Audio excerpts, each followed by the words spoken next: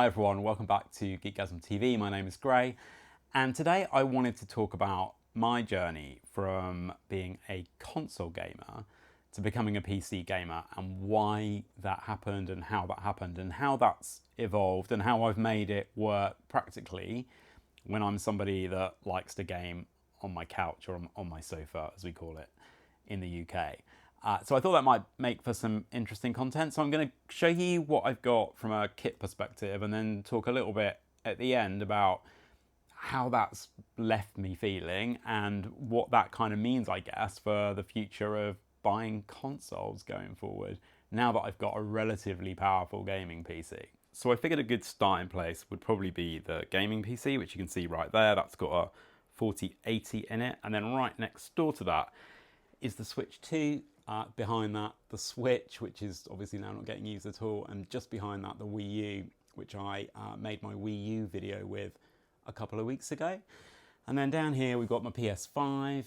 Next to that is the Wii U. That's a Skybox next to that. And then tucked over here is, and I've got like a doorstop thing sat in front of it, is my my Xbox Series X.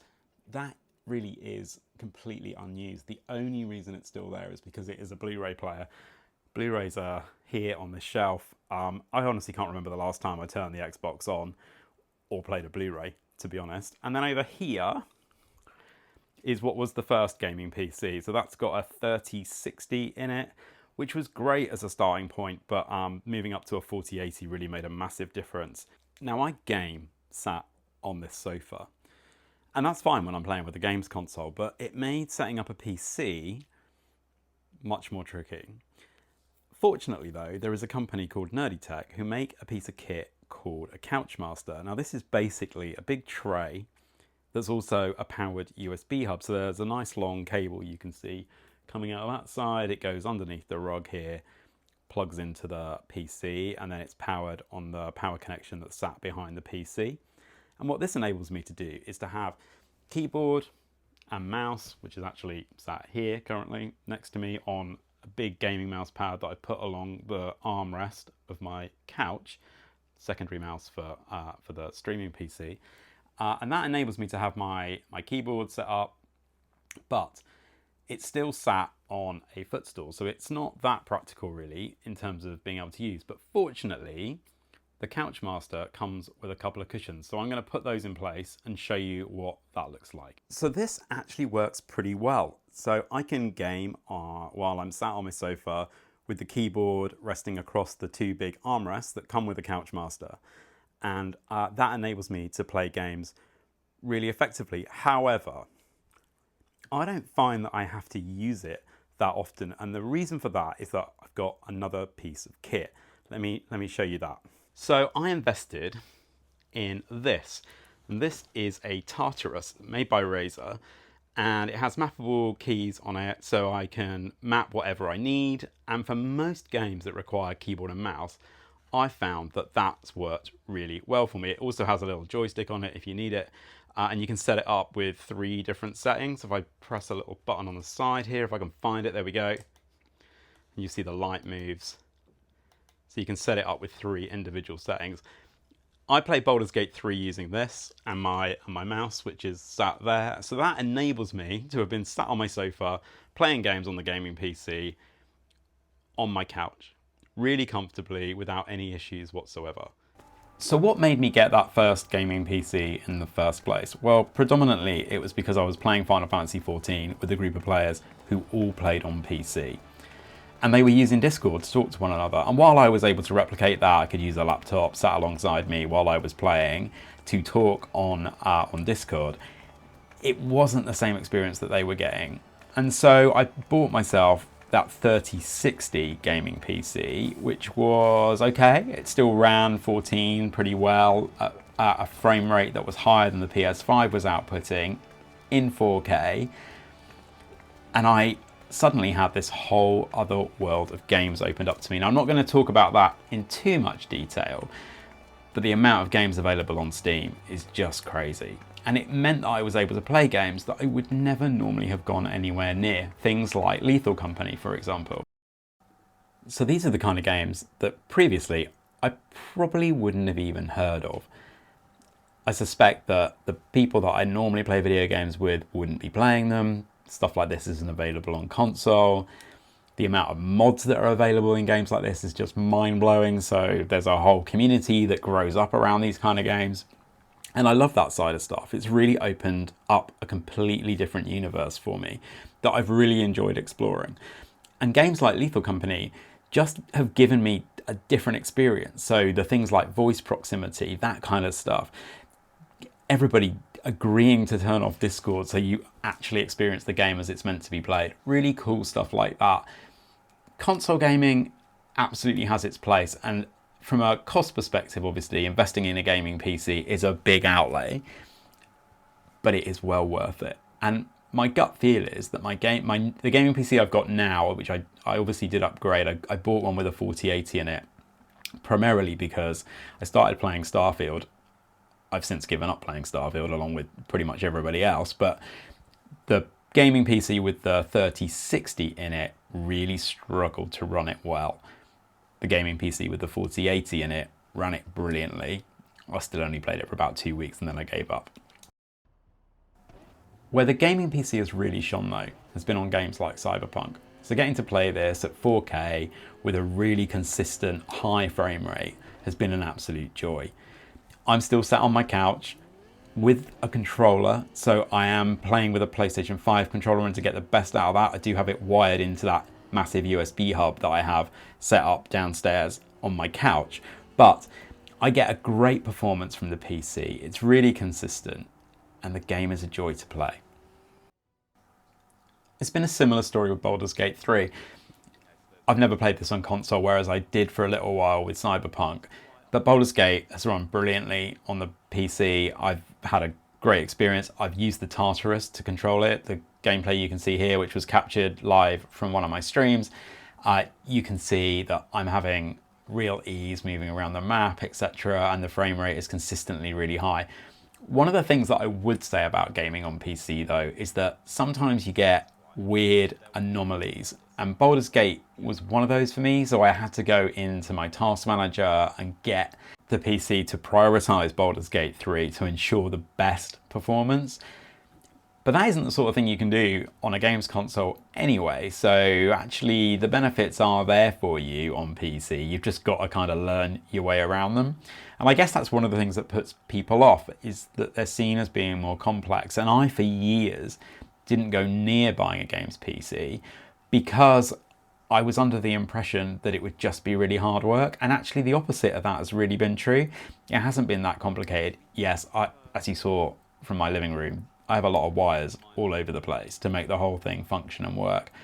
But I've learned that as I've gone. And yeah, things have got more complicated as I've added more bits of kit to my setup. But I've really enjoyed that process. It's been really fun. I guess the next stage is, do I build my next gaming PC? I'm not sure I have the confidence for that yet, and both of my gaming PCs were pre-builds.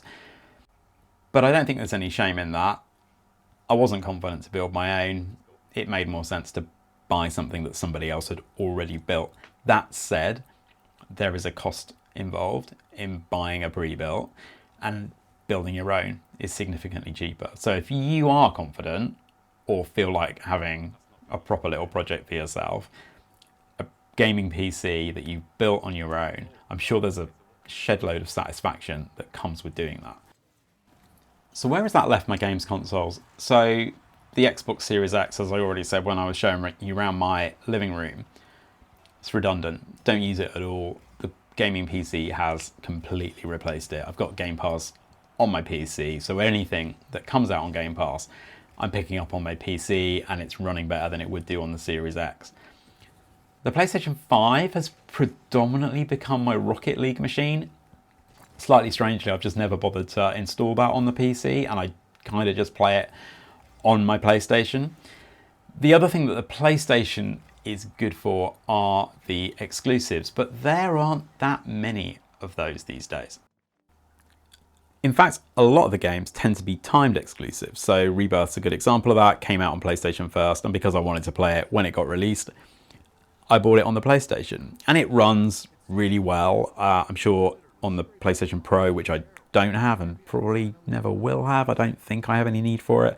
I'm sure it runs even better, but I really enjoyed playing Rebirth on my PlayStation, and I think the PlayStation probably stays in place for things like this. Interestingly though, I did also load up Final Fantasy XVI, which has now had a PC release. This is footage captured on my PlayStation 5. I've got the game running in performance mode and I've got the PlayStation set up in performance mode because I'm all about the frame rate. But with Final Fantasy 16, the frame rate dips all over the place when you've got it in that mode. Now you can get it running more consistently, but it only runs at 30 frames per second. I'd be curious to see what the PlayStation Pro runs it at, but I'm not going to buy a PlayStation Pro, so I'm never going to find that out for myself. But my suspicion is it probably runs at a more consistent 60 frames per second in performance mode.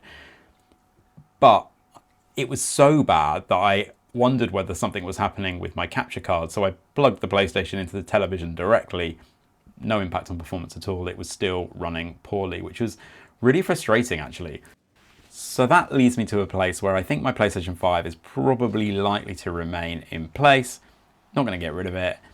It is my Rocket League machine, for better or for worse. And there will be timed exclusives that are going to come out earlier on PlayStation than they do on PC, and I'm going to want to play them at the time of release. The most recent example is probably Death Stranding 2, although I didn't love the first one, so I haven't picked it up. But there will be others down the road that will mean that the PlayStation will still have a place. So that leaves us with the Switch to talk about. Now I am fortunate to have a Switch too, I realise that. But there are going to be games that will come out for the Switch that aren't going to come out anywhere else. And although you can run emulators, etc. on PC, I'm not really into doing the kind of illegal thing and putting stuff on my PC that maybe might not be safe. So I'd much rather play them where they're supposed to be played on the Switch. And the new console's great. It's running games at a decent frame rate. This is footage obviously from Mario Kart World and it's running brilliantly. Really can't fault it in terms of its performance. And I've been really enjoying using my Switch too, and I've used it loads over the last couple of weeks. I've been streaming a whole playthrough of Breath of the Wild and have been loving that. I haven't streamed so much of this actually, maybe I should. Mario Kart World is a really, really fun video game to play. So I think the Switch will 100% still have a place in my setup. I am thoughtful though that before I got the Switch 2, I would struggle to remember, I think, when I had last played a game on my Switch. It might have been Pokemon Unite, maybe with some friends online, but that's probably about a year and a half ago. So the Switch 2 has reinvigorated my Nintendo experience, no question about that. And we know that we'll get more exclusive games as the console goes through its life cycle. So, you know, there'll be a Mario game at some point. We'll probably get a new Zelda. So the Switch 2 will definitely still have a place. But a bit like the PlayStation, I think once I'm done with Breath of the Wild, and maybe Tears of the Kingdom after, I'm still thinking about whether that merits another playthrough, I suspect I might drop off again and I'll be playing almost all of my video games on PC. So will I ever go back to gaming on consoles? Well, so consoles are still going to be a part of my life, that's for sure. We're going to get exclusives on the PlayStation, we're going to get exclusives on the Nintendo Switch, and I'll still buy games on those platforms to play those games. But the Xbox is probably redundant, I think, going forward. I think it's unlikely that a next generation Xbox console is going to make any difference to that. Having a gaming PC which enables all of the stuff, particularly through the Game Pass app, that I would normally get playing on an Xbox console means that I really don't see any need for it. And playing those games with better graphics, higher frame rates, it seems unlikely that a new generation of Xbox console is going to max that out or be better than that.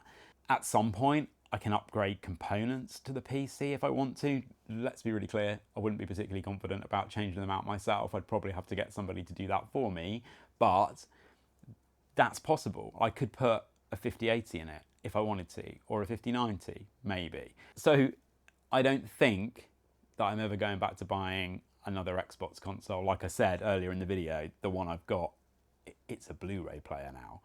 that's really what it's there for. The PlayStation and the Nintendo Switch are different. They get exclusives. That's becoming less of a thing with the PlayStation. Games are coming out for PC, but they do tend to come out later, and there's something in me that wants to play games when they get released. So, no, I don't see myself going back to consoles in the way that I did previously. PC gaming has completely changed my approach to games. It's given me access to games that I wouldn't have played otherwise.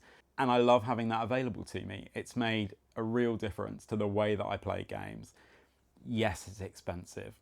Buying a really great gaming PC is not cheap, but it feels like I'm going to get more value out of that because I've got access to more games. I've still got access to all of the stuff I would have had on the Xbox through Game Pass, through the Game Pass app. So yeah, there's a cost associated with it, but I feel like I've got massive value out of my gaming PC. It's been a really great investment, and I won't go back to playing on consoles like I used to. Thank you so much for watching. I hope you've enjoyed the video. If you did, there's a button you can press to tell me that. Also consider hitting the subscribe button. That's also really valuable to me at this stage of my early career making content on YouTube. But thanks again for watching. See you again soon. Bye for now.